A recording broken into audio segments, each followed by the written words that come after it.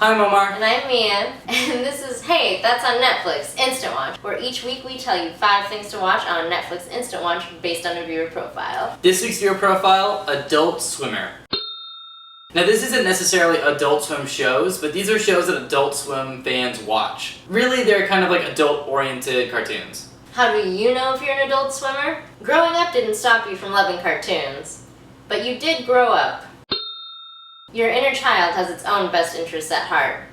Hey guys, have you seen my Princess Bubblegum plushie? Oh, was it your daughter's? Yeah, daughter.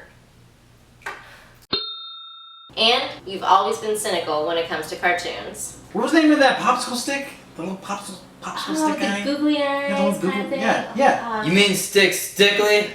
The poor sap that we all watched waterboarded in between episodes of a show about wieners and kids getting kidnapped by Aztecs?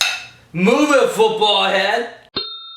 So, here's our list. Number 5 is Ugly Americans. Now this show is really cool because even though there are wizards and demons and magic things going on, it's really about a dude at his job. While this takes place in this dystopian fantasy world, it really is one of the most relatable shows I've ever watched in my entire life. So do you think like any show where there's a character who's depressed at his job is the most relatable show?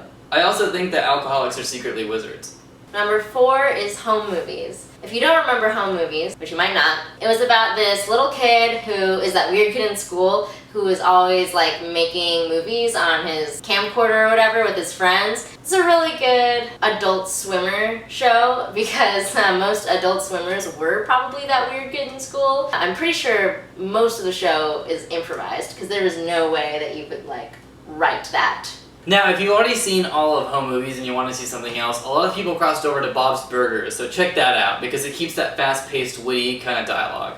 Number 3 is South Park. I don't feel the need to recap what South Park is. You guys know what South Park is. All I can say is I personally really like South Park. It definitely gets gross, but it's really funny, so it makes up for it. It definitely gets controversial, but it's really funny, so it makes up for it. The animation's really basic, but it's funny, so it makes up for it. It's just funny, and I like it. I don't know what to say, but if you're an adult swimmer, I mean, You probably like it. Now, we were thinking of including Family Guy and the Seth MacFarlane comedies on here, but while we're actually really big Seth MacFarlane fans, we're not the biggest Family Guy fans. Oh my god, Family Guy only has 1 star? What? I mean, the show may not be perfect, but I think it's a little harsh. It revolutionized the way we do cartoons on television. No, you gave it 1 star. Oh yeah, that show.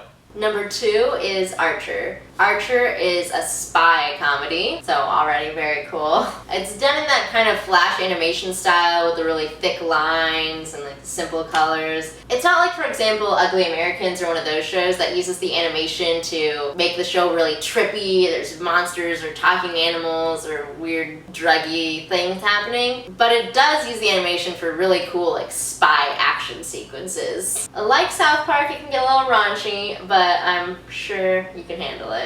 And number 1 is Futurama. It's by Simpsons creator Matt Groening. I've always wondered my whole life if I say his name correctly. Now, what makes Futurama number 1 on our list is that it's funny, but it's also extremely heartfelt and beautiful. Once you watch all of Futurama, the next time you see a dog sitting outside a deli or pizzeria waiting for its owner, you'll just cry. And I'm speaking from experience. And also, I really feel that Zoidberg is the voice of our generation. So, that's our list. What are your favorite adult animated shows? Leave your answers in the comments below. Also, we got quite a bump in subscribers this week because Geek and Sundry totally mentioned us on their Tumblr, which is awesome. So if you are one of the subscribers that came to us from Geek and Sundry's Tumblr, we want to say hi and say thank you for checking us out, and you should say hi in the comments below and we'll be all like, hi! If you guys ever want to hear about how I scared Felicia Day one time at WonderCon, I'll be willing to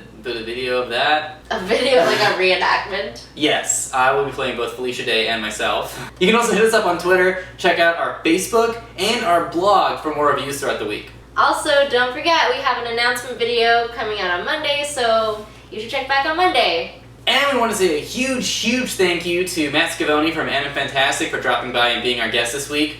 We do want to apologize though because we didn't really get to play the top of Matt's intelligence. If we did, it would have been impossible to edit this video. Nickelodeon reminds me of back when I used to work, back in the 90s, I was working on the first Rugrats film. And we did like these Angelica Burger King commercials. Hey guys, or what about Batman Brave and the Bold? Because I helped, you know, I kind of helped on that one a little bit. So you're talking about like maybe like just get right like Kaiser Clay, you know, like this.